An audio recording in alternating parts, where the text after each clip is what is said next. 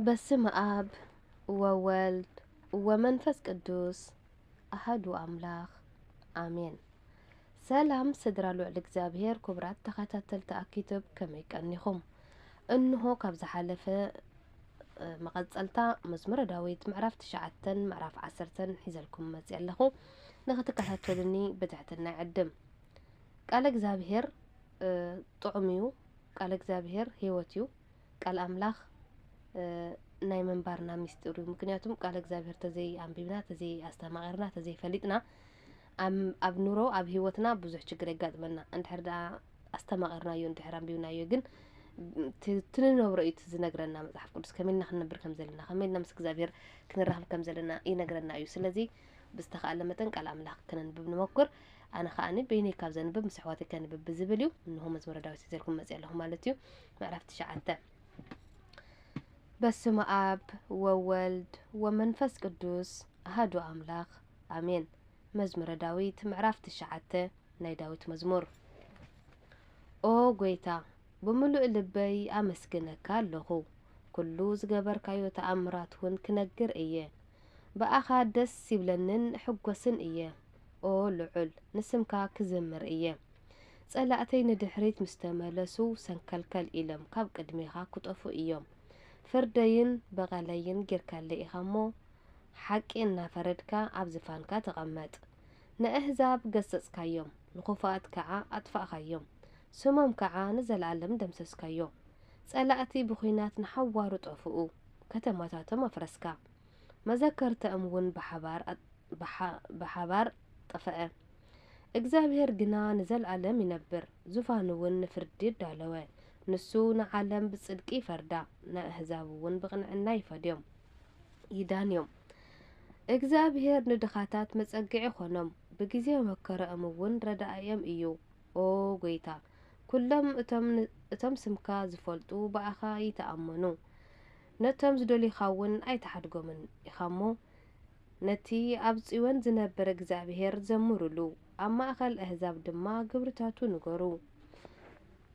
እቲ ደሞም ዝመራመር ንሱ ሓሲቡ እዩ እሞ ኣውያት ነዳያን እውን ኣይርስዕን እዩ እሞ ኦ ጎይታ ራህርህለይ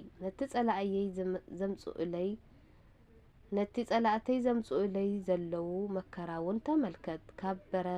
ካብ በረታት ሞት ልዕል እተብለኒ ኩሉ ምስገኑ እውን ኣብ በረታት ጓል ጽዮን ምእንቲ ክናገር ብምድሓንካ እውን ኣሕጐስ። ኣሕዛብ ናብታ ዝኹዓትዋ ጉድጓድ ወደቑ። በቲ ዝሓብእዎ መፈንጠር ከዓ እግሮም ተተሓዘ። እግዚአብሔር ቁኑዕ ብምፍራድ ዝተፈለጠ እዩ። ሓጥእ ብግብሪ እዳዉ ተተሓዘ። ሓጥኣን ናብ ሲኦል ክምለሱ እዮም። ንእግዚአብሔር ዝረስዕዎ ኩሎም ኣሕዛብ እውን ድኻ ንሓዋሩ ኣይርስዕን እዩ እሞ ተስፋ ጽጉማት እውን ንዘለዓለም ኣይጠፍእን። ኦ ጎይታ ተስእ ሰብ ኣይበርትዕ። ኣሕዛብ እውን ኣብ ቅድሚኻ ይፈረዶም። ኦ ጎይታ ፍርሃት ኣሕድረሎም። ኣሕዛብ እውን ሰብ ምዃኖም ይፍለጡ ይብል። ብሓቂ ሓደ ግዜ ካብ ሰብነት ታራ ንወፂና ርእስና ባዕልና ልዕል ነብል ኢና። ልዑል ግን እግዚአብሔር ብቻ ይፈራዱ ንሱ እዩ። ሕራይ ቃል ህይወት ይስማዕልና። እግዚአብሔር አምላክ ክብሪ ምስጋና ይብጻሕዮ። ምዕራፍ 10 ፍትሒ ንምርካብ ዝግበር ጸሎት። ኦ ጎይታ ንምንታይ ርሒቕካ ቆምካ? ብጊዜ መከራይ ስለምንታይ እትኽወል? ብትዕቢት ሓጥእ ድኻ ይናደድ። ብዝሓሰብዎ ተንኰል ተተሓዙ። ሓጥእ ብትምኒት ነፍሱ ይውድስ ንዓማጽ እውን ይባርኽ። ኃጢአተኛ ንእግዚአብሔር እቕጥዖ ከም በዝሒ ቁጥዑ እውን ኣይምርምሮን። ኣብ ቅድሚኡ ከዓ እግዚአብሔር የለን። ኩሉ መንገዱ ዝረኸሰ እዩ። ፍርድኻ ኣብ ቅድሚኡ ዝፈረሰ እዩ። ንኹሎም ጸላእቱ እውን ይገዝኦም። ብልቡ ከቶ ኣይናወጽን። ንውልድ ወለዶ እውን ክፉእ ኣይረኽበንን ይብል።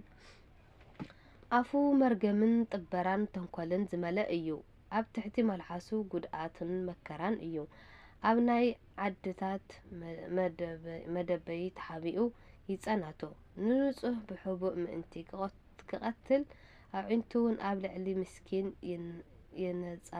የናጻጽራ ከም ኣንበሳ ኣብ ጽዑቕ ዱር ብስውር ይድቢ ንድኻውን ክነጥቆ ይጸናቶ ንድኻውን ይነጥቆ ብመጻወዲኡ እውን ይስሕቦ ድኻ ይዋረድ ይጉበጥ ኣብ እቲ ኢድ ሓያል እውን ይወድቕ ንሱ ብልቡ እግዚአብሔር ረሲዑኒ እዩ ፈጺሙ ከይርእውን ገጹ ሰወረ ይብል ኦ ኣምላኸይ ተስእ ኢድካውን ልዕል ልዕል ትበል ንነዳውያን ኣይትረሳዕ እዮም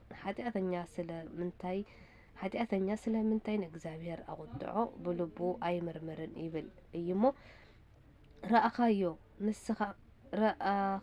ንስኻ ክፍኣትን ቁጥዐን ትርኢ ኢኻሞ ብኢድካ ዋጋ ንምኽፋልውን ትምልከት ረዳኢ ድኽታም ኢኻሞ ምስኪን ንባዕሉ ኣባኻ ይማዕቁብ ቅልጽም ኃጢአተኛን ክፉእን ስበር ከምቲ ዝገበረውን ናይ ኢዱ ሃቦ ደጊሙ ከም ዘይበድልውን ግበሮ እግዚአብሔር ንዘለዓለም ዓለም ክነግስ እዩ ኣሕዛብ ድማ ካብ ምድሪ ክጠፉ እዮም እግዚአብሔር ትምኒት ነዳያን ሰምዐ እዝኑውን ሓሳብ ልቦም ሰማዐት ፍርዱ ንድኽታምን እዩ ደጊም ሰባት ኣብ ምድሪ ኣፎም ልዕል ልዕል ምባል ከይደግሙ ይብለና ዝወደቐት ዝነጠበት ብኣፈት ጓል መላእክቲ ተኣረመለይ እግዚአብሔር ኣምላኽ ዝቃል ዝኽንብ ዝፍቀደ ክብሪ ምስጋና ይብጻሕዮ ሽምባር ተኸታተልቲ ዩቲዩብ እንሆ መዝሙረ ዳዊት ምዕራፍ 9 ምዕራፍ 10 እዚ መስል ሓደሽቲ ዝኾንኩም ሰብስክራይብ ብምግባር